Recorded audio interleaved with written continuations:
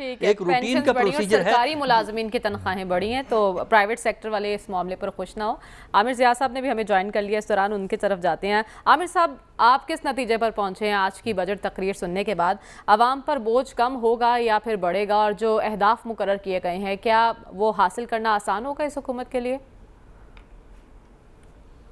سب سے پہلی بات تو میرے خیال میں اتفاق رائے ہے, تمام جو اس سے پہلے بھی پارٹیسپنٹس نے بات کی, وہ اتفاق رائے یہ ہے کہ یہ I M F dictated budget ہے.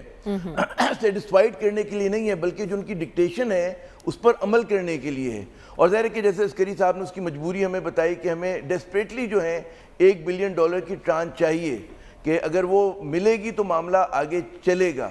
تو یہ بات طے ہو گئی. تو اس کا تعلق جو ہے اس بجٹ پہ پاکستان کا کنٹرول بہت کم تھا. یہ بجٹ جو ہے کہتے ہیں نا صریحاً میں سمجھتا ہوں کہ آئی ایم ایف کو صرف خوش کرنے کے لیے نہیں بلکہ اس کو مطمئن کرنے کے لیے بھی ہے. تو ایک تو یہ بات ہو گئی. جو دوسری بات یہ کہ اب آپ جو میرے خیال میں جو میں کئی عرصے سے ہم لوگ جو ہے بجٹ اسپیچز سن رہے ہیں, آپ کو ایک یکسانیت نظر آئے گی. ہر جو فائنانس منسٹر ہوتا ہے وہ اسی طرح کی باتیں کرتے ہیں. وہ ماضی کی حکومتوں کو بلیم کرتا ہے, اس کو مورد الزام ٹھہراتا ہے. وہ کہتے ہیں کہ جی اسٹرکچرل ہمیں ریفارمز کی ضرورت ہے. تو اس میں بھی آپ نے دیکھا مفتاح صاحب نے اسی طرح سے اپنی تقریر کا آغاز کیا. انہوں نے کچھ پی ٹی آئی کے اوپر جو ہے ان کی برائی کی, انہوں نے کچھ اور باتیں کی, انہوں نے بتایا کہ جی ہمارے معیشت میں کیا کیا خرابیاں ہیں جن کو دور کرنا ہے, ریفارمز کی ضرورت ہے.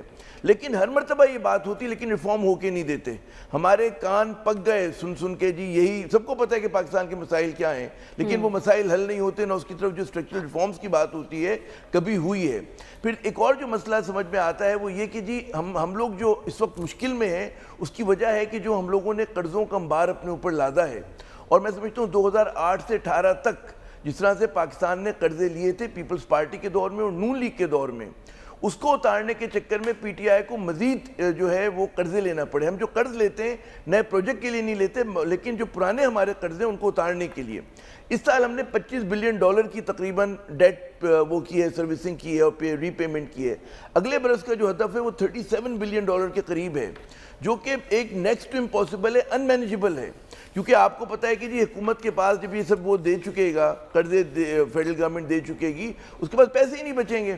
اور اسی بجٹ سے ہمیں ایک اور چیز کا پتہ چلتا ہے کہ جو 18ویں ترمیم نے ہماری معیشت میں ٹیڑھا پن لے کر آیا ہے کہ اس کے پاس فیڈرل گورنمنٹ کے اوپر تمام ذمہ داریاں ہیں لیکن اس کے پاس جو ہے ریسورسز نہیں ہیں, اور جن کے پاس ریسورسز ہیں یعنی کہ صوبے, ان پہ ذمہ داریاں نہیں ہیں.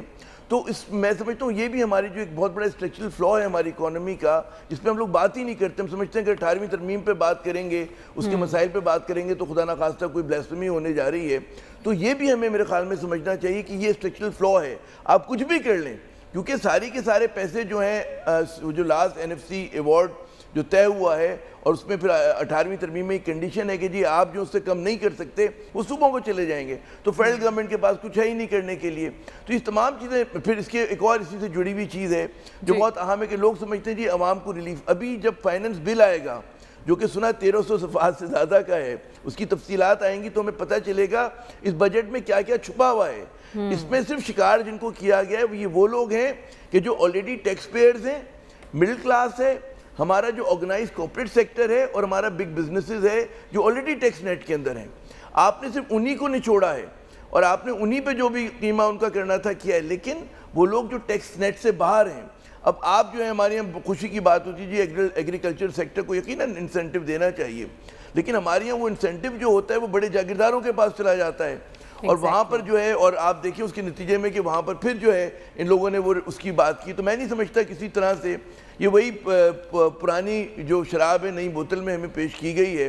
ماضی میں بھی اس طرح کے بجٹ جو ہیں وہ کچھ عوام کی بھلائی کے لیے نہیں کر سکے تھے, اور میں سمجھتا ہوں بلکہ یقین دلاتا ہوں کہ اس بار بھی کچھ نہیں ہوگا. اور سب سے اہم بات یہ جو اہداف ہیں اس کے, کیونکہ یہ بڑی ایک مائنورٹی گورنمنٹ ہے, آپ نہیں, مجھے بالکل یقین نہیں ہے, کسی کو بھی یقین نہیں ہونا چاہیے کہ اپنے اہداف جو ہے حاصل کر سکے گی, ٹارگٹس میٹ نہیں کر سکے گی.